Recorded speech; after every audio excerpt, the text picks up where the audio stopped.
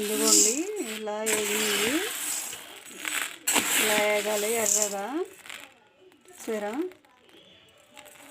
ఇలా ఎర్రగా ఉండాలండి. ఇవ్వండి ఇలాగా మనం గ్లాస్తో ఇలా నిలిపితే కనుక ఇలా చితకాలండి. ఇలా నొక్కగానే ఇలా చూడండి, ఇలా చింకినాయి కదా, అప్పుడు వేగినట్టండి. అలా ఇదిగోండి ఇలా రావాలి.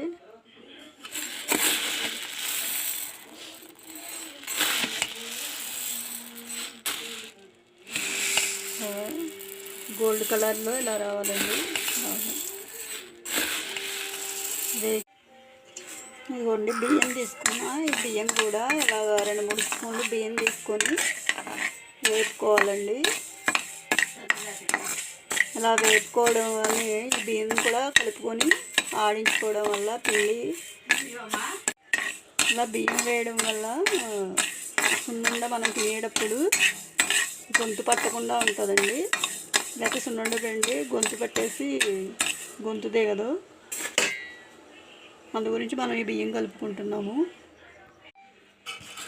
ఇలా బియ్యం రెండు ఇలా కలిపి మిక్స్ చేసి ఆడుకోవాలండి.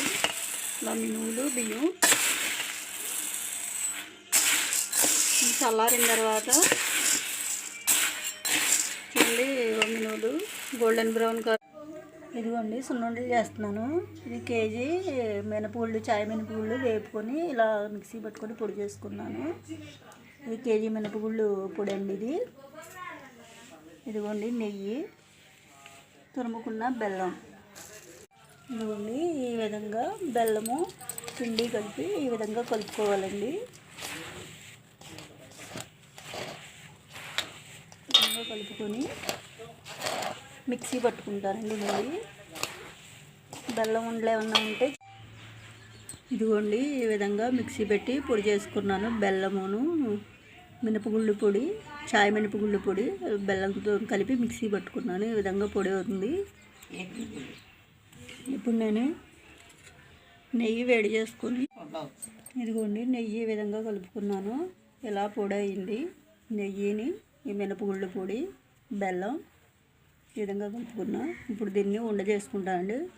ఒకవేళ ఉండ కనుక రాకపోతే వేడి మీద ఉండవుతుంది కాబట్టి నేను లైట్గా ఇదిగోండి సున్నుండలో చేసిన విధానం ఈ విధంగా వచ్చినాయండి. ఉండలు మిక్సీ పట్టుకోకుండానే ఉండ తయారైందండి. ఇలాగా ఫస్ట్ మిక్సీ పట్టుకున్నాను, తర్వాత నెయ్యి కలుపుకున్నాను, తర్వాత ఈ విధంగా ఉండలు చేసుకున్నాను.